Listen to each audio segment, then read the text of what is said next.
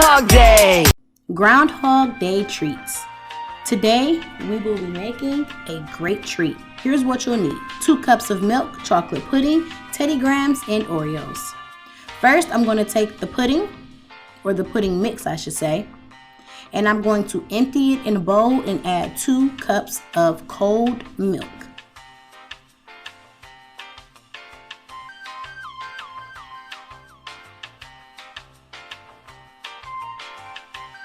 And I'm going to mix together.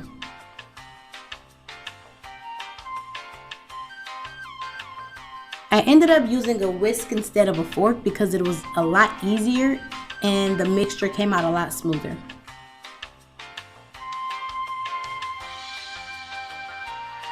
I put that in the refrigerator for about 15 minutes. I grab my Oreos and I remove the filling. Please be careful. I used the butter knife, but you can use a fork. If you're making this just for yourself, and I mean like just for you, you can eat the filling off. It's completely up to you. But make sure if you do use a butter knife that you are really careful and that you have an adult to help you and to supervise you.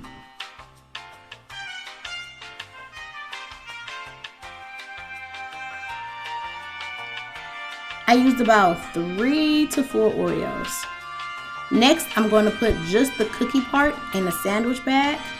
Take out some of the air, zip it up, and I'm going to crunch up the cookies. Now you can use a spoon, you can use a cup, but I just use my hands. Next, I'm going to take the mixture out of the refrigerator and pour it in a glass like this. Nice thick pudding.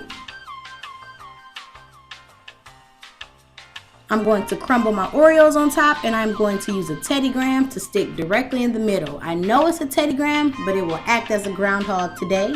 And there you have it, a great Groundhog Day treat.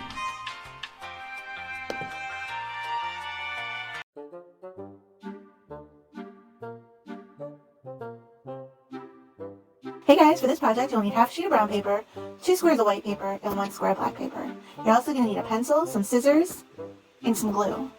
And finally, you will either need a popsicle stick or some yarn or string to hold your mask on. The first thing we want to do is grab our brown piece of paper and draw a jelly bean shape on the paper. Then draw 2 half circles along the top for the ears. Cut that out, and once you're done, grab a string and use it to measure how far apart your eyes are. Mark that on your mask, draw an oval around your mark for the eye hole. Then take your scissors and carefully poke a hole in the center of your ovals and cut around the line you drew. Grab your white piece of paper, trace the eye hole, and then draw a larger oval around that small oval. Fold your paper in half, cut it out, and this will make sure that both of the ovals are the same size and shape. Then fold your oval in half and cut out the center. Take a thin line of glue, draw a thin line of glue around the eye opening, and glue on your eyeballs. Now we need to make our groundhog's nose. Groundhogs kind of have big noses, so draw a big oval on your black piece of paper and cut it out. Draw a few lines of glue along the bottom of your mask and glue your nose on.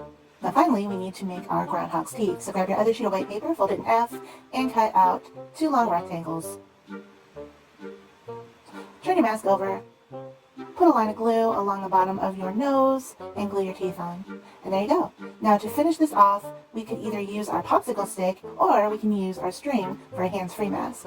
If you're going to use string, I suggest putting a piece of tape along the side where you're going to cut your holes, and this will keep it from ripping. Then take your string or yarn, push it down through the hole, and tie it off. Do that for the other side. And that's that. What do you think? Will you see a shadow this year, or will we have an early spring? I hope you guys like this project, and I will see you next time. Nice day today. I think I might, was that Alan? Alan! Al! Alan! No, I don't think you can hear me, you know. No. Alan! Alan! Alan! Alan! Alan! Al! Alan! Alan! Alan! Alan! Alan! Alan! Oh, so that's not Alan. Steve, that's Steve. Let's learn about the history of Groundhog Day. Hello there. My name is Sid. Do you know what kind of animal I am? If you guessed a groundhog, You are correct. I am most famous for my appearance on Groundhog Day. Groundhog Day is the 2nd of February each year, but I wasn't always the famous mascot used for Groundhog Day. In fact, it wasn't always called Groundhog Day. We'll get to that later. Before groundhogs, badgers and hedgehogs were used to determine winter's fate. It was the Germans who changed the tradition and gave it another name, Groundhog Day. When the Germans traveled to Pennsylvania, it was celebrated for the first time on American soil on February 2nd, 1887. And then, voila! The tradition spread across America and became a national holiday until this day. 134 years later, and counting. Before the Germans changed it to Groundhog Day, what was it before? It was an ancient Christian tradition called Candlemas. A day when clergy would pass out candles needed for the winter. The candles represented how cold and how long the winter would be. Now it is determined based on my shadow. After a long winter's nap, I come above ground. If I see my shadow, that means winter will continue for another 6 weeks. But if I can't see my shadow due to cloudy skies, that means spring will arrive early. Which one do you prefer? I am looking to have an early spring myself. Well, I have to return to my burrow and get ready for tomorrow. You know, to look good for the news cameras. Make sure to tune in.